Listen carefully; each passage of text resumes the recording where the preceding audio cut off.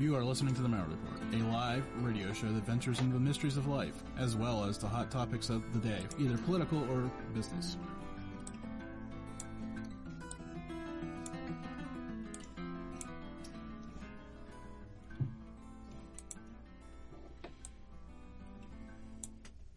Oh, there it is. That's why it was so low. I've got to apologize to the listeners who may have just turned their headphones way up to hear the intro music, and then I just blasted them out because the intro music was way down.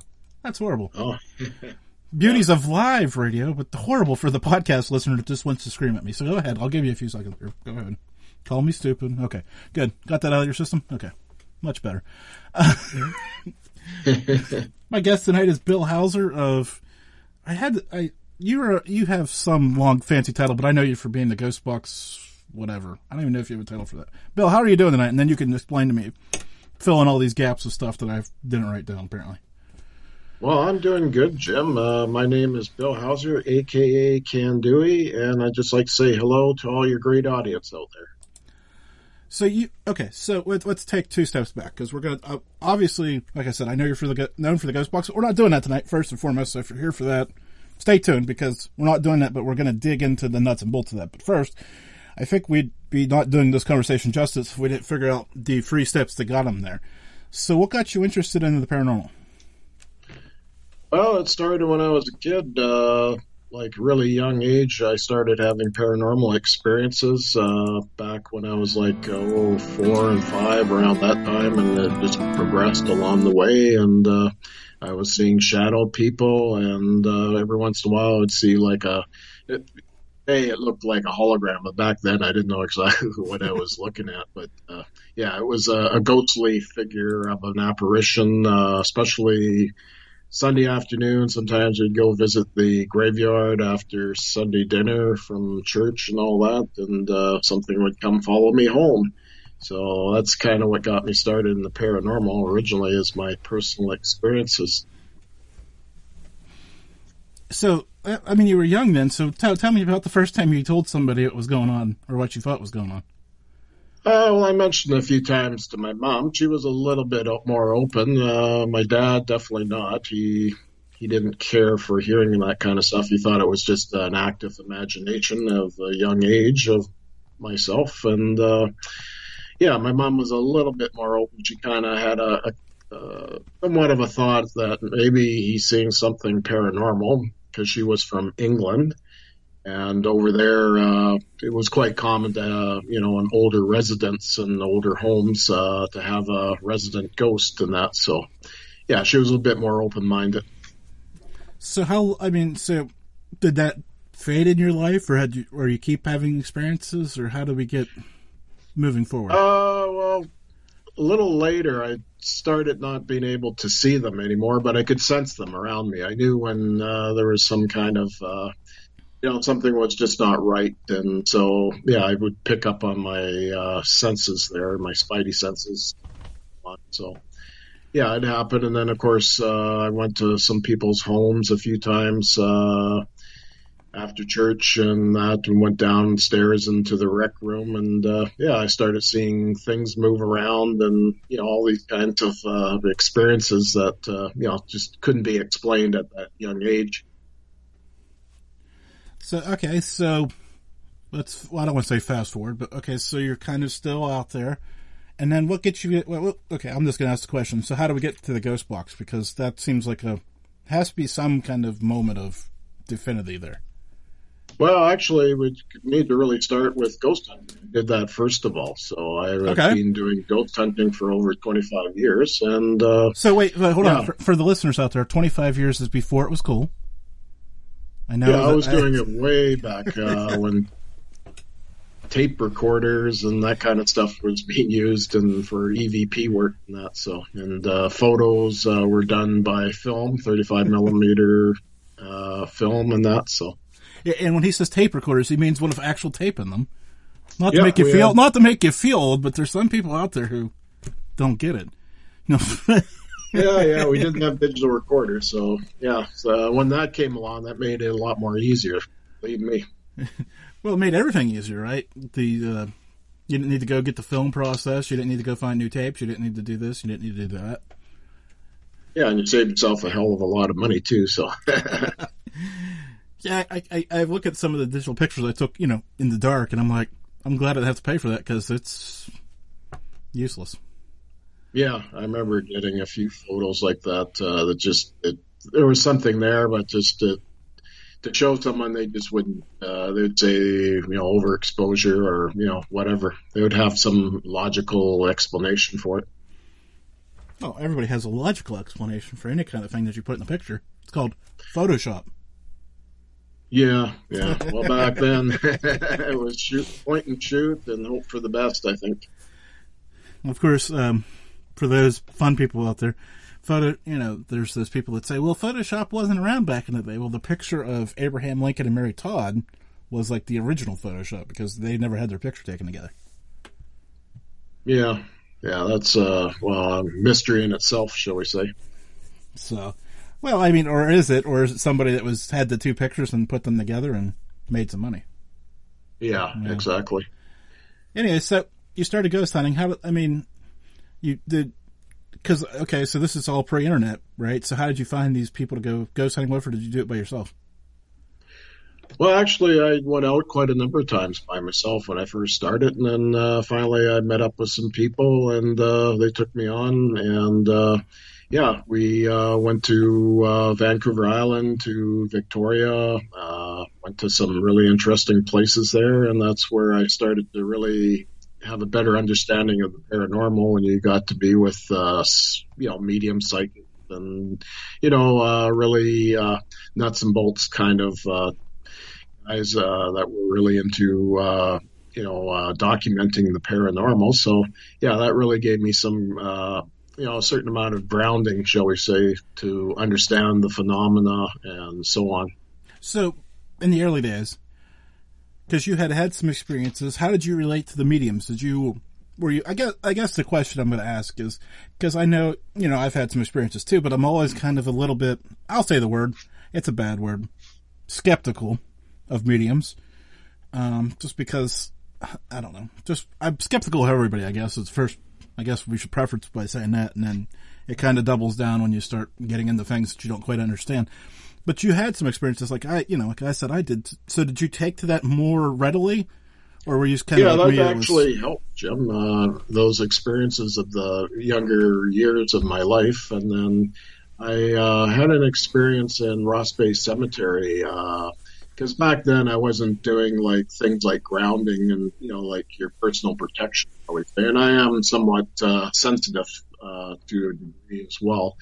So what happened was basically I got the energy just drained out of me. By the end of that night, I was as white as a ghost, and I definitely wasn't feeling very good. And I felt like that for quite a few days after, but one of the people there, she said, well, you basically got your energy zapped and you need to protect yourself, Bill. And so she gave me some, understanding about what's that all about. And yeah, was kind of the footing of grounding and protection that I started to do back then.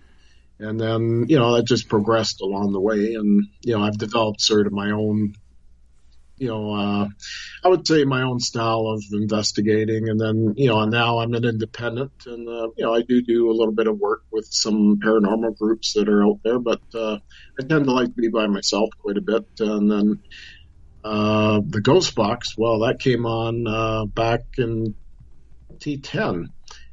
Before that, I'd heard about it and, I'd heard some stuff about the Ghost Box and that back in 2007, and that kind of got my interest, but I hadn't really plunged into it back then until 2010, and then I bought one and hacked it back then, and that's basically how I got started. Once I hacked that radio, I got another radio and another, and it just kept going and going. So we'll get to the hacking and all that stuff here in a minute. I'm interested in the spiritual protection bit of it. How has that changed from day one to, well, when you started, I don't know if there was a day one, it probably came gradually to you as you started kind of realizing what was going on till today? Oh, it helps big now. I don't have a lot of those kind of problems on investigations. A lot of times I have people around me when I'm with different And there's some newbies in there, and a lot of times they get affected to some degree. And you mentioned about protection and that, so yeah, you pass on that information just like this lady did years ago. So it for me, it's a lot more easier to go out there, and I've gone into some pretty hairy different locations. There's a lot of bad energy, shall we say, that's associated with some of these places. So yeah, people were, I'd been attacked in the past and so on. So, another technical, well, not really a technical question, more of a, yeah, I guess I'm going to go back to technical question. The difference between investigating, because you mentioned one of those hair-raising moments being at a cemetery, being inside versus outside. I mean, we're all older now.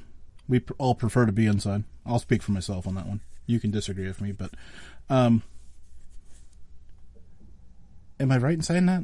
That you, I don't even know where I was going with that. I still enjoy doing outdoor stuff if the weather cooperates. Here on the West Coast, we definitely have a lot of rain in the fall months and so on. So yeah, it can get a little chilly, that's for sure, and damp and so on. So yeah, it's nice to be indoors when you can. Like I said, I thought I had this great train going, and then I realized I don't know where I was going, which is really special around these parts.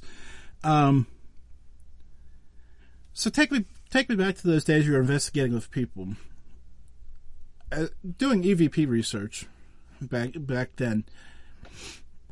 Did you enjoy doing that? Yeah, I found EVP, when I first started doing it with the cassette tapes and that, and the little recorders. Yeah, it was a lot of fun, and I was always surprised with the voices that were coming through, and you always did a sort of a checklist to try to weed out any contamination ahead of time, and then so on, and those kind of aspects with it. So, I mean, doing traditional EVP work is not that easy. So it takes a bit of effort in getting those results. So I'll be the first to tell you. You're gonna find out a lot about me tonight that you probably don't like, but here we go. Here's Jim Truth number one. I rarely hear EVPs. I don't know. But I had somebody explain to me once that it's the frequency that I hear, I just don't hear them, which makes perfectly sense to me because I don't hear them. But, oh God, 12 years ago, whatever it was, we did a local investigation at a event, and the radio station was there. They did it live. And so our team got to meet, well, they told me they had EVPs, right? And I'm like, okay, play them, whatever. They played them for me, and I'm like, whatever, And I get in this radio studio with the DJ, and we're talking about it because he was there that night, and we're going through them. And for whatever reason, he hands me his headphones while we're in the break, and he's like, make sure this is the one you want to play. And I'm like, I'm not the person to hear this. So I'm trying to pass his head, and then I just threw it up to my, and I heard it. And I went, and he's like, what? And I'm like, I had to, I'm like, play it again. I handed it to them, and they're like, oh yeah, that's fine. We'll talk about that one. And I'm like, it said it. And and he's counting back, and we're coming back, and I'm just dumbfounded. I have nothing to say. I finally heard it's the first time I heard one. So I made him play the rest of them that we sent him before I left. Oh, that's interesting. Yeah. And he's like, well, they're trying to explain to him that I'm an idiot. And I'm like, dude, I can hear them. I'm like, I just need $800 headphones. Yeah, well, your equipment is important too, so.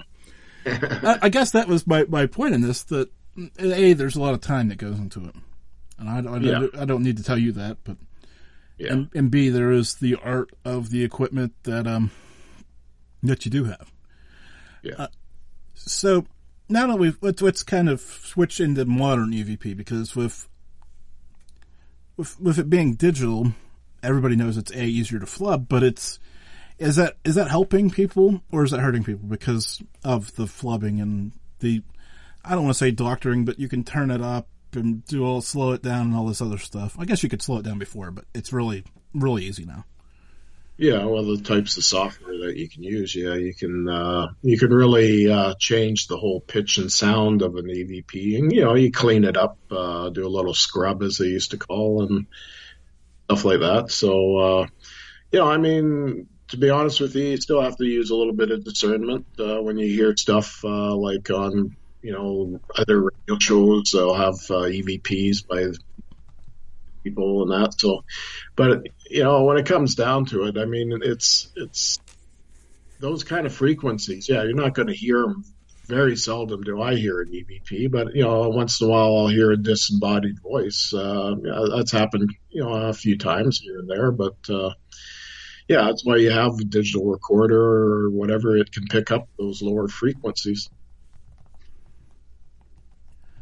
So let's get into the ghost box for a little bit here, because that's, I don't want to say your baby, but what's a better word for that at this point?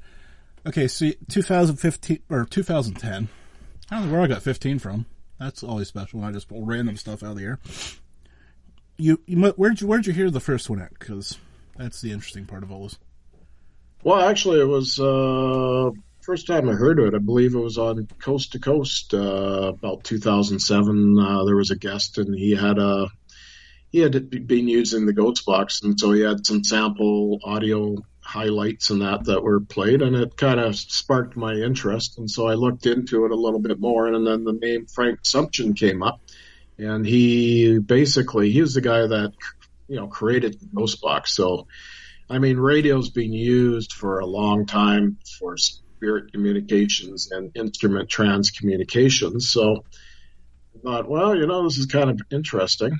A radio that's scanning. At first, it was hard to comprehend that basically a receiver radio that you could get these intelligent responses. So I had to kind of wrap my head around that at first. But yeah, slowly it started to make sense. And, that's how I look at it today, is it's got to have some intelligence to it for a response.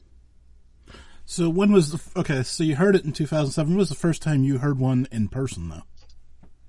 Until I had one in my hands and I hacked it. So when we say hacked a radio, it's basically modifying it. So I had a Radio Shack radio and I hacked it. So it was that model. There was pins back there, so you had to count. I had some instructions. So I had to bend that pin so it would do that scan. But, that was an earlier radio, so it wasn't the best ghost box out there, let's say that. So you'd get a lot of fragments of the remnants of like broadcast radio and that. So I'll never forget, we have one. I don't even know what it is. It was a newer, cheaper one, and we're sitting around one night, and I heard, "Welcome back to Coast AM with George Norrie." And I'm like, yeah. Hey, we got paranormal activity going on that one channel. Let's go back. Yeah. They weren't too thrilled with me. Yeah, well, that's the thing about a ghost box. I mean, you're going to get a lot of one word, two words, and, sometimes they make a little sense, but then you get those phrases, and usually above the scan, so when they come through, everything kind of just stops, and it's just like, the background staticky noise and the clicking of the radio, or depending on, how it scans. And you get that, I call it popping out, and it's just, it's quite amazing. I had to laugh, though, because that was quite the phrase that we heard. Like, because normally it clicked, it doesn't really click, but it scans a lot faster than that. So for that phrase to be there, while it is traditionally normal to hear at that time in the morning, was still a little bit longer than the traditional that you get through. So, yeah, I found it funny. Yeah, well, what's the odds of having that happen on an investigation? Yeah, well, yeah, that's the fun part. Okay, so take me back. I'm picturing you at a desk like I'm sitting at tonight, playing with a monitor or reading these directions. You get it bent over and ready to go, and you turn it on. How's the first experience go? Oh, it was quite amazing, actually. When I asked some questions, I said, I was just doing generalized questions, like, how are you? And it would say, fine. What's my name? And it would say Bill, and, those kind of questions. And then I'd get a little further down and say, do you know my last name? And it would say Hauser. So, yeah, that started to amaze me that you'd get these kind of responses. And then I asked, how do you die? And it said, I with cancer. And that was kind of chilling to hear that when it said I died with cancer. So, I mean, what's the odds you're going to hear broadcast radio remnant saying die of cancer? It's not that at that particular moment. So the odds are low. So why didn't you put it right back on the shelf? I mean, I was fascinated. I was completely fascinated. You had some, real-time device that you could get some, pretty interesting results. And, I mean, you would use a recorder or, videotape them, or however you like to record them. So you had some documentation of it. And I just kept growing and growing, and then, like I said, one radio led to another, and that got better quality sounds and faster scanning, more precise. So how many radios have you been through now? Right now, I have 32 ghost boxes and about 4 or 5 ITC equipment, meaning they're not really ghost boxes. Use them either hooked up to recorders and that, so they're diodes, the Rotoduff diodes, for example, and I have a little gadget but basically it's fragmented sounds in there, so it sounds computerized, but it basically it's kind of like the creator actually is the creator of the Ovilus, but it was the early days of his. He had made those on the internet, so I bought one. And that one I found very fascinating because, the Obvious also has like a dictionary mode, so you have a bunch of programmed words into it. So I was never fond of that type of system. So fragmented sounds, and if you get, like I had my full name, Bill Hauser, mentioned on it. And, I've had some other interesting results from it. So that was definitely something I enjoyed. It was interesting. So if a customer like you, how did Radio Shack go out of business? No, I'm just kidding. I don't know. Radio Shack was not around up here in Canada. I had to go to Bellingham to get that radio from. There was a realistic radio, so I had to get that from Bellingham and bring it up. So it was a day out going shopping across the border. So, because a lot of the radios that were available up here couldn't be hacked back then. So I had to rely on Radio Shack at the beginning, but along the way I found ways of getting that. And then of course when eBay came around, it was a lot easier to buy ghost boxes and stuff like that. So this is going to sound like a stupid question. Are we still making radios today? I mean, like hackable radios, because I think everything's digital now, isn't it? Yeah, well, I mean, to a certain degree, those older radios had digital capability, shall we say, but the tuners and everything. So, but I mean, those are more technical questions. So, to be honest with you, I'm not really a technical guy per se when it comes to all the nuts and bolts of a radio. I'm more like, okay, it's more for me about the contact field, and that's more about ITC. So it's your connection to the radio, for a better term. I have one more technical question for you, because I know this one has been a hot button debate for years. Every time it seems I talk about a ghost box, this one comes up. AM or FM? I prefer AM sometimes, but most of the time I use FM. Any reason for that? AM can work well in certain locations, but it's more susceptible to interference. So you get a lot of interference on it. So I prefer FM. And plus, AM has a lot of talk on it, normally. Yeah, talk radio, and there's more music on FM. Yeah, that's correct. So, okay. This is interesting to me, obviously. Now, here's a fun one for you. How much, because I've heard you do these ghost box on the other shows, and that's great, but how much of that do you pull out real time, and how much of that can you come back through later and say, I missed X, Y, and Z? I'm sure it's got better through the years. Yeah, it's gotten better. I mean, I remember the first time doing it was actually with Spaced Out Radio, the SOR, as a lot of people know it. And Dave and Scott there, he encouraged me to do it. And I was very skeptical on doing that because before that, if I did a radio show, it was usually audio files that you sent ahead of time and you played the highlights. And I was more comfortable with that. So doing a live thing there. So anyway, I looked at it very carefully and decided to do something that nobody else was doing at the time. I was in a car using my cell phone and communicating with Dave, and no contact with the internet or anything, and so on. And I was in an area that was beside an old school that was noted for its hauntings and that. So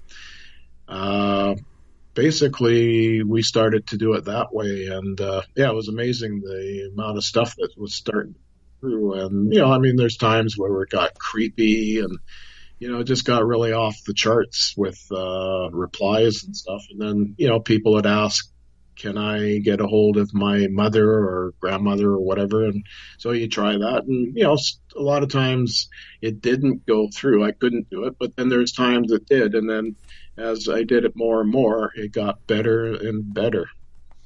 And now, it's not too hard for me to try to get a hold of loved ones, and they recognize their voice and the credence of their voice and so on. And, you always record so you can play it back. So now why not just straight white noise? Straight white noise? Well, you can do that too. You can do that at the bottom of the AM channel. But the thing is, with that, you're only going to get small fragments of words coming through. To be honest with you, it's not the easiest way to do it, or you can do the rocking between stations. That's another popular move, or direct radio. There's different methods of doing those kind of things. So, or using an old tube radio between the stations.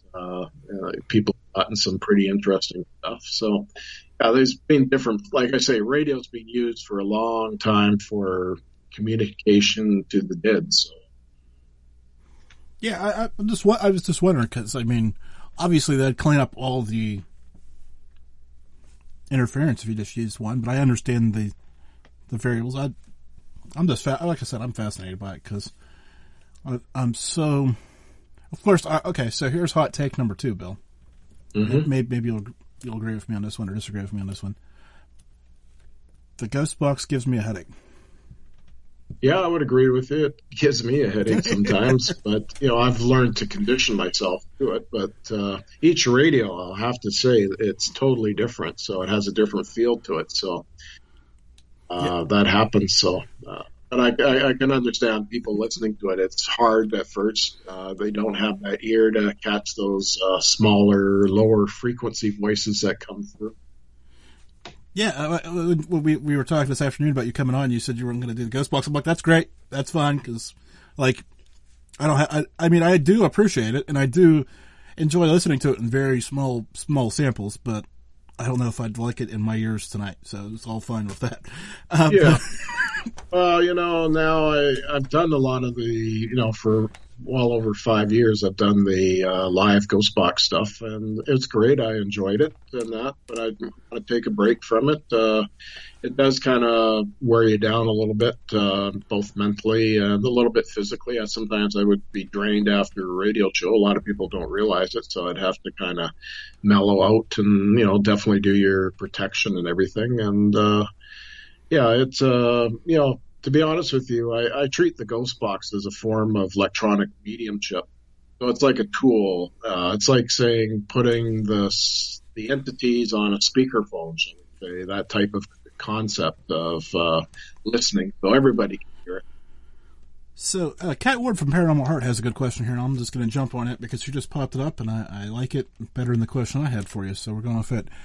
What do you think about Faraday cages around ghost boxes? Well, I've used forms of that, and mask the signals, and it does clean it up big time. And you do get stuff coming through.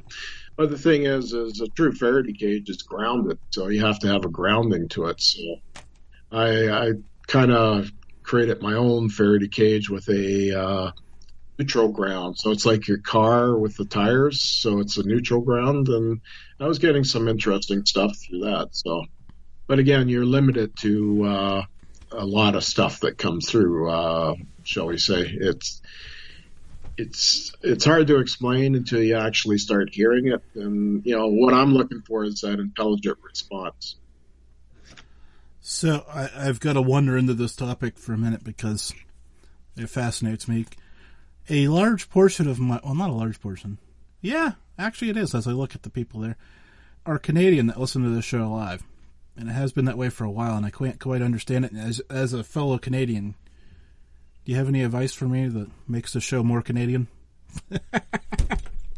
Maple syrup, or should I put a Canadian flag up on your banner or something, or a small one? That's some hockey talk, maybe. Yeah, it never hurts. Actually, I have some of that coming. I'll spare you though. Yeah. Right before I end the show, I'm gonna throw a hockey hot take. Oh, easy for me to say. So, have you done any, I don't want to say traditional investigating lately, or without the blocks, I guess is where I'm headed. Old school, whatever, however you want to preference that.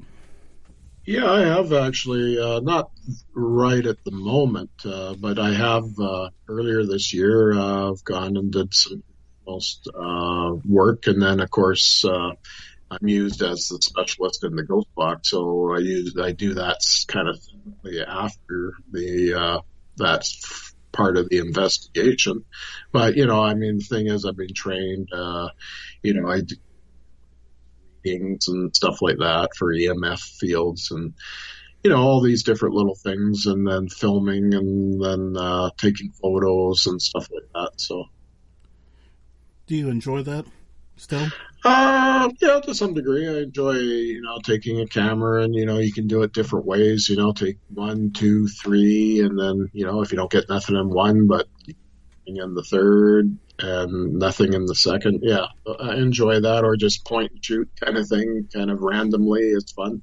Sometimes you get stuff that way too. So I always went by the feel of how I felt when I took.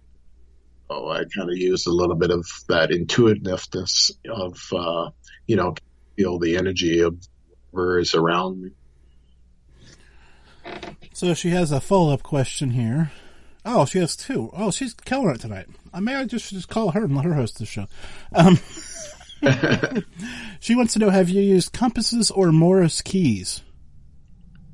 Not Morse keys, but I have used compasses. More or less as a standalone gadget, shall we say. And, they can work, and then, there's sometimes you get into some locations where they start spinning around. I've seen that happen, and it's just, unexplainable why they're spinning around. So, yeah, you're obviously picking up on some kind of an energy field. You try to debunk it or whatever, can it be debunked, or, is there underground wiring, or, whatever. So, or something, like something that's being broadcast nearby or whatever. So, but yeah, they work quite well. That's old school, actually, compasses. That's old school. That's back in the 1800s, late 1800s. So now I'm going to turn the tables on Cat Ward, even though she can't answer us, and this will be awkward at best. But have you used the Morse key? And if so, have you had any success? I'm just curious now. Morse key? Well, no, I know you haven't. I was talking to her, though, because she asked the question, so I'm just curious to see if she has. Yeah, it's interesting, yeah. It never crossed my mind, and then I'd have to look it up, and there's a lot of translation. I mean, not translation, but yeah, I guess translation works, of what you'd get to what. And has it worked? She said she's used one, so. Yeah, that's cool. I have heard of people using induction mics, and maybe they were around an old train station where there was, like telegraph transmissions to that building or whatever, and they pick up those kinds of codes and stuff that, just sort of randomly come in, and sometimes they can be to some degree. So she'd got nothing. And of course, as you mentioned induction mics, I was thinking about the parabolic mic that I used to have.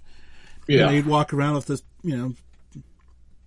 That's more like an energy imprint, so Oh, the induction would be better to pick that up. So, yeah, I mean, parabolic mic, well, it's good if you point it in that direction, but doesn't mean you're going to pick something like that up with it. it's really good until you find somebody who has a wicked sense of humor like you do, and they start screaming at you.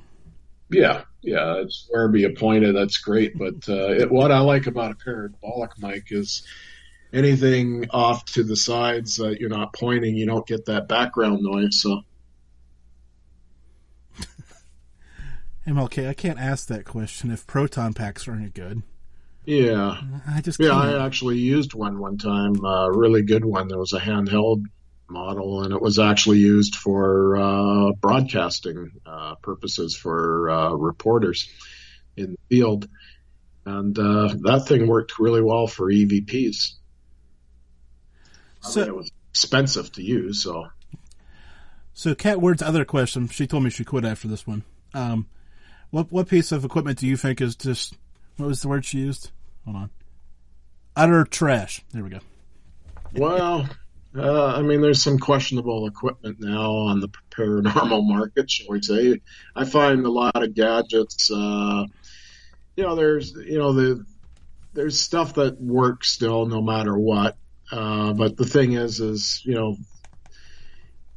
have to kind of look at, what the marketing is behind it a lot of times and what the claims are and stuff. So, I don't want to mention certain equipment. Like, for me, the obvious, for example, with the dictionary mode, I don't like ever wanting to use that kind of thing. I'd rather use a radio that's a ghost box. I think your odds of getting something are a lot better and more intelligible, for example.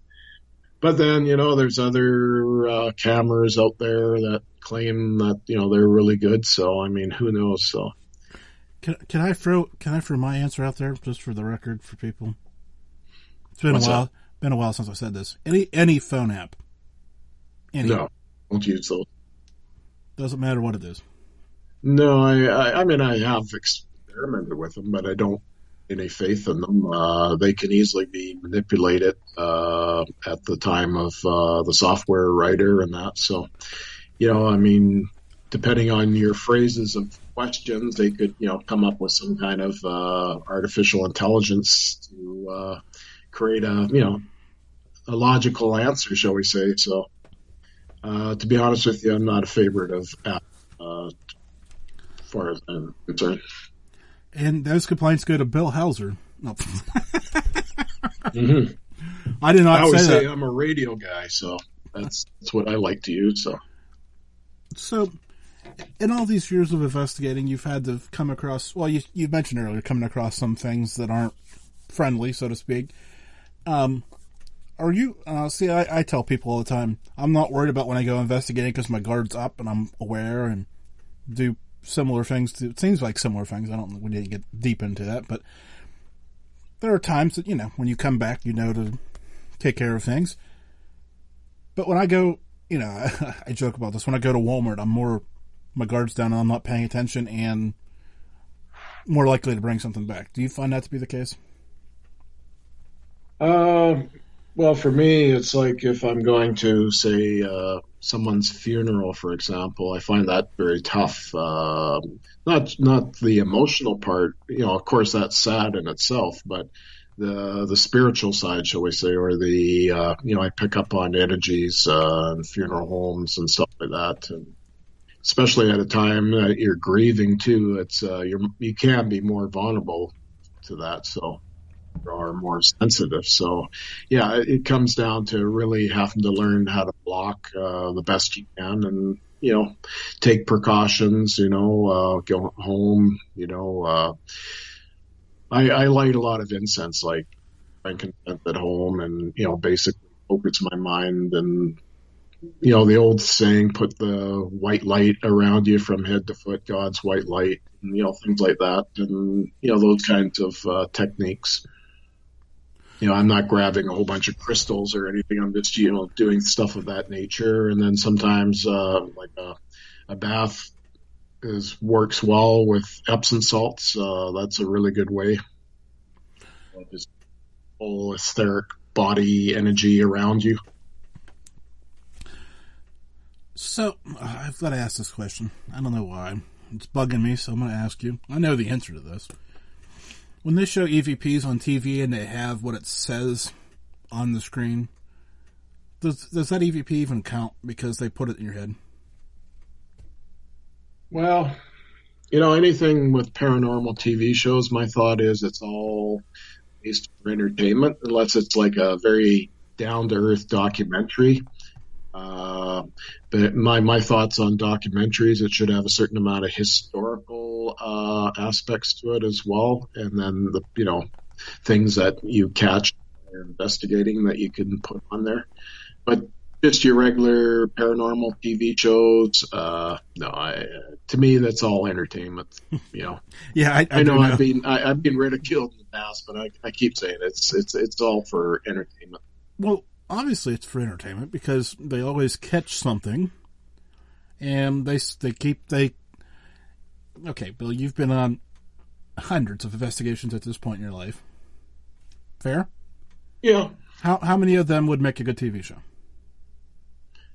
I would say probably maybe when you take it down, maybe about 10, and then the rest are sort of it's Sitting in the very dark talking to sketchy. yourself? Yeah, yeah. A lot of times I have gone on investigations where you don't get very much of anything. So And here's one. The ones that you do have something, do you have a camera pointed the right direction when it happens? sometimes, Sometimes.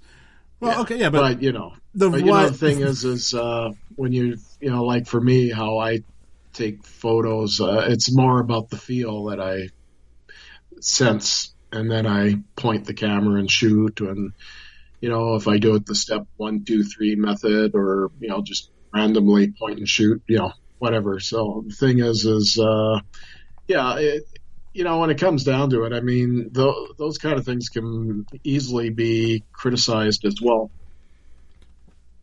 So, for our beginner paranormal investigators who probably aren't listening to the show, but we'll pretend they are for a moment, what advice do you have somebody for just getting into this? Well, to start with, just keep to the basics, EVP work and cameras, like your point and shoot cameras to start with. Maybe move to a IR night vision camera or a full spectrum. Keep it, simple. Don't get into some of these fancy, mapping cameras and stuff like that. I mean, to be honest with you, sometimes they can work very well, and other times it's a real kind of like it's hard to explain, but I just don't put a lot of credence to sometimes some of the evidence that's produced from them. So our mutual friend, Everett Femer, pops up here that you were on a show in the Philippines. And how are those Yes. shows different than the ones we produce in North America? Well, they only have one show there, and that was I Wonder. And basically, I got invited on the TV show, and I was the first foreigner to be on that TV show. And what they do is a lot of reenactments of, paranormal encounters with people and that, and so on. But they also do kind of like on-site, a little bit investigating with different groups or individuals. Like myself, for example, we went out to a location that had a high rate of car accidents, and there was a lot of claims of seeing apparitions and so on. So, yeah, I was in the studio van. They had a van, and I did some ghost box sessions. And the lady that was basically the producer, and she kind of jack of all trades there, she put a timer on me. So she says, I want you to get something within this time thing there. So see a timer, and here, okay, I produced some things that came through on the ghost box. So it was very interesting, names and stuff. And then also we started having some equipment malfunctioning with the camera crew. Their lighting, portable lighting stuff kind of went weird, and it would dim down and go up again. And, they checked everything, the batteries and everything. It was fine. And then it would go down. And, I mean, you had all kinds of little things going on that night. So, but it was very interesting. when you're in another country to see their culture and how they deal with the paranormal and so on. So, yeah, I found it very fascinating. Back to Boda for a second. How did they come across you? Just the internet?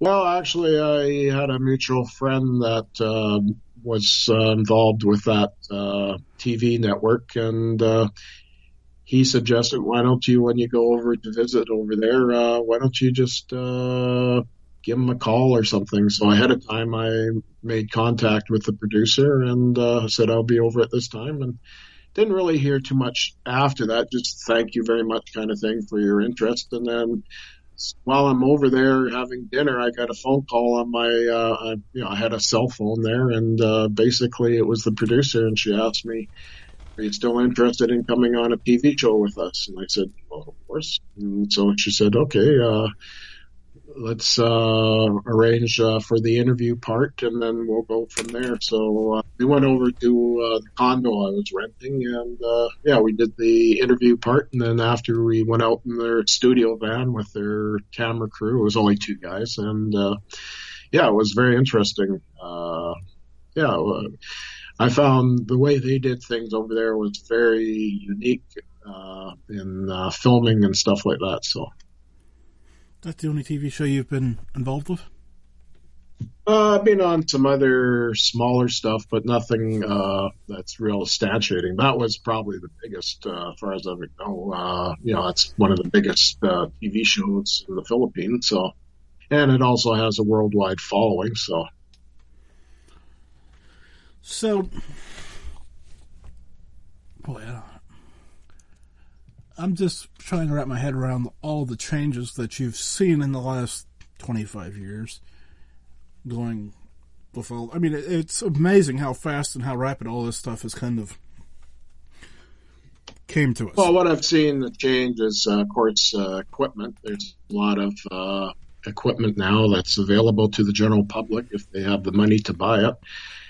Like I say, some of it might be good to use and some maybe not. So you have that aspect. So, I don't really want to bash, other companies and, people that have spent some effort and time to produce these equipment. So I think, if you try it out, that's great. And if it works, good. So that's kind of my thought on it.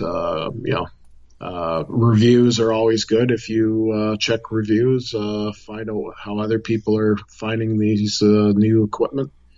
So that's one of the biggest changes. And of course, the TV show came along. So I see now ghost hunting is a lot more acceptable than when I first did it. It was like you're kind of treated as a bit of an outcast, sort of, or, you're looked at kind of weird. But now it's very much like, oh, that's fascinating, and so on. It opens up a better conversation, and that conversation leads to people's ghost hunting stories, or I say ghost experiences they've had either on holidays, at a bed and breakfast, or something like that. Makes me think of a story about this particular business owner who was 100% skeptical of us going in to investigate, right? Didn't think it was necessary. The place isn't active or haunted or any of that stuff. Hey, Janice, come tell these ghost hunters your story, though. And she'd, right, an employee would go by and she'd tell us the story. Dismiss her, but, there's not much here. Bill, come here. These ghost hunters here want to hear your story. Every employee, there was 10 people that were working there. She called over 7 of them that had their own unique story, right? And I said, you just had 7 people tell us stories, but you don't believe anything's going on here? And she's like, no, not really, but if you want to come in and poke around, I guess I'll let you sometime. I've met people like that too, and managers at places like that, and they're when you're there is to kind of keep an eye on you and everything, and their employees, they're experiencing stuff. I think sometimes it's a state of denial too with some people. They just can't handle it, or they don't want to recognize it. So okay, this is a bad question, but you'll understand. What is the most, not necessarily like the name of the specific place, but the overall category of place that is the most active? Because you've mentioned being in cemeteries and funeral homes, and I just can't, What's your number Well, one? I've been in hotels as well, and I've been in pubs, bars here in Canada. I've been in private homes, what can be very active, and sometimes private homes can have a lot of undesirable energy associated with it. So sometimes it's a very heavy, dark energy from layers and layers of of people that have lived there, especially if it's an older home or whatever.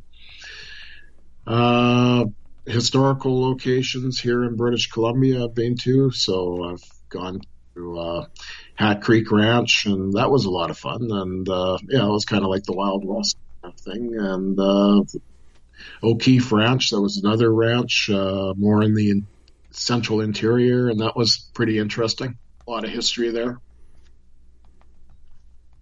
And then, of course, downtown Vancouver, I've been to it used to be the old courthouse. It's an art museum, and it's also parts of it now are used by the University of British Columbia there, and yeah, for their arts and graphics and that. So yeah, that was a pretty cool place. They still have a lot of historical stuff intact to it. So yeah, the courthouse part that was really cool.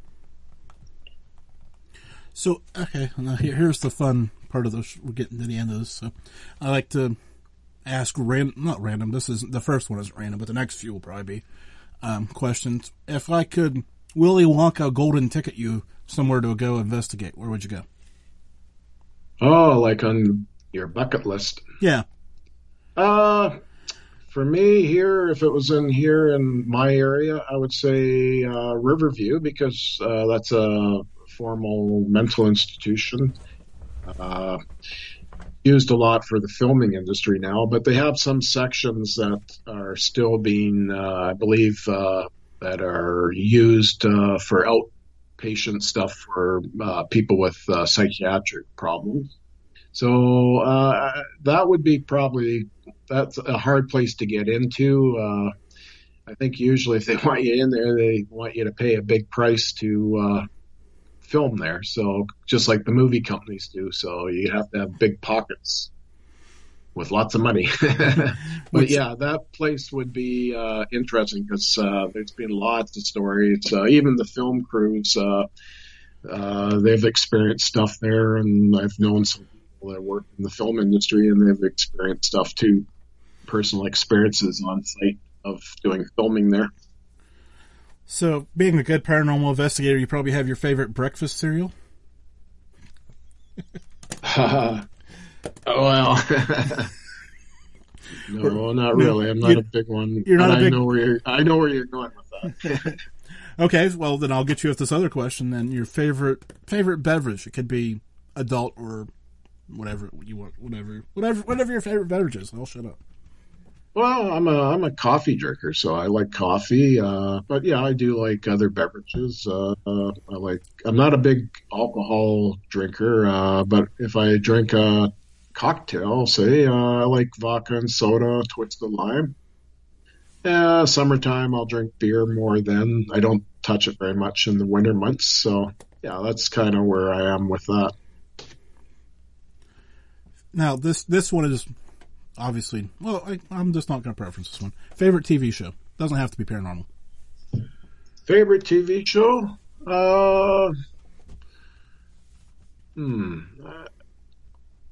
I really enjoyed, was it the one with Josh Gates? I'm trying to think of the name of it now. I've watched it in the past. I really enjoyed it. I just like kind of the locations that he went to. Destination Truth? Is that what you're thinking of? Yeah, I think that's the name. I know I've watched it in the past, and I just like the locations that they go to. I think it was kind of cool. So when you're not out paranormal investigating, what do you do for fun? What do I do for fun? I like to stay at home quite a bit, but I do go out. I enjoy dinners and socializing with people, that kind of stuff. I enjoy going to parks. I do a lot of walking in parks. Probably people have seen a lot of my pictures on Facebook of my walks, and out here we have beautiful mountains, so I'm always fascinated by mountains. So I take pictures and stuff like that, those kind of things. Speaking of, thanks for drawing that one free. Where can people? You mentioned Facebook. Where can people find you to contact you if they have any questions or whatever? Well, I'm also on YouTube. I have Can Dewey YouTube, and then I put another one out under William Hauser, so I'm kind of like an extension of the first one. And Auto Boom, I've got a site there. I've done a little bit of podcasts on there as well. I also have a lot of audio files that people can listen to at their leisure of Ghostbox sessions and so on, of like replies and stuff like that are intelligible. Yeah, Bill. Thanks for being on. Thanks for being on. No, don't worry. I kind of threw myself too because I was looking at the clock and I'm like, I promised that hockey hot take and I don't want to take too long, but I don't want to push you off too soon. I'm doing math over here and it's like, he's done talking. I scared myself. That's always classic. Well, it's still early here in my neck of the woods. Well, I'm talking about the end of the show. I've got 3 minutes left.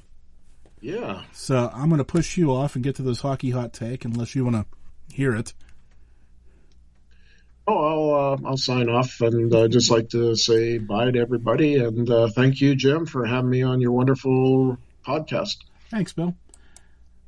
That's Bill Hauser of, like I said, good guy. All the fun stuff. Okay, so Geo Observation sent me a story this afternoon. I had not seen it until he sent it to me. Thankful he sent it to me. For you people out there who want my opinion on things, that's the best way to do it because the world spins fast. But I saved this observation, bad pun, for the show because it was obviously Tuesday, and I had the opportunity to do this way instead of replying via tweet. He wanted to know what I thought about the Pittsburgh Penguins being sold to the Fenway Manchester United group. And I'm excited for two reasons. A, I think Mario deserves to cash out and enjoy his life. I guess he's still going to be a minority holder, and he's probably always going to be connected to Pittsburgh, even if he isn't from Pittsburgh. He is a Pittsburgher, though. He will always be a Pittsburgher. But if he wants to move back to Canada or go south or whatever he wants to do, he's earned the right to do that. And so mad props to him for taking the opportunity to get the team sold, make hand over fist. Good time to do it. I mean, I think I've seen a number around $600 million. They put up $130 to get in. So, man, the money's there. So I can't fault him one bit. Yeah, the Fenway Sports Group, Liverpool. Oh, my bad. Sorry. Oh, man. Somebody across the pond is going to execute me for naming the wrong soccer team. Oh, football team. Oh, goodness. I better quit while I'm ahead. My apologies. But the Fenway Sports Group, they seem to be doing good things. They've also got the partnership there with Roush and Brad Keselowski and NASCAR. So, man, good stuff there. Yeah, I'm excited. I think they've got traditionally good brands, so I think the Penguins fall right in line with that, and everything I've seen from the Red Sox, and I think Jack Roush is coming the right direction, so we'll see. I could be horribly wrong. But I think the Penguins are also going to end the period of time where they're going to have to rebuild a little bit. Malkin and Crosby are getting a little bit older, so be prepared, Penguins fans. It has nothing to do with ownership changing. It has something to do with Father Time. But enough random sports talk about my Penguins.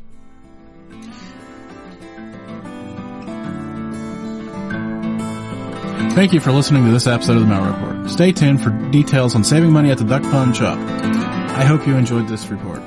Please subscribe so that you can join us again. And if you appreciate the show, leave us some stars or a review.